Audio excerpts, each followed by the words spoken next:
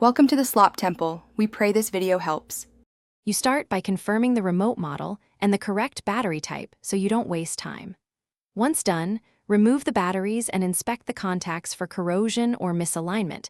Clean gently with a cotton swab and isopropyl alcohol. Make sure the battery springs aren't bent and that the cover snaps closed securely. Next, power cycle the Chromecast and TV by unplugging both for 10 seconds. This clears transient pairing states and prepares devices for a fresh reconnect. You reinsert fresh batteries, ensuring correct polarity, because weak power often causes intermittent behavior. Then, press and hold the remote's pairing button for 3 to 5 seconds while standing within 3 feet of the Chromecast. This forces a new Bluetooth or Wi-Fi direct handshake.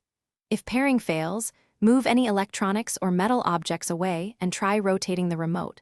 Small angle changes can restore line of sight to the dongle's antenna. Once paired, verify basic buttons respond before proceeding to deeper fixes. You perform a factory reset of the remote only when repairing and cleaning fail. Follow model-specific reset steps because reset clears cached errors. Once reset, pair again and test every button methodically and make minor configuration changes in the Google Home app if available.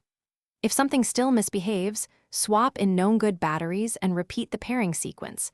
Battery voltage is the most common hidden cause. If everything works, secure the battery cover and keep a spare set of batteries handy for future reliability. Thanks for watching. Consider subscribing if we helped you.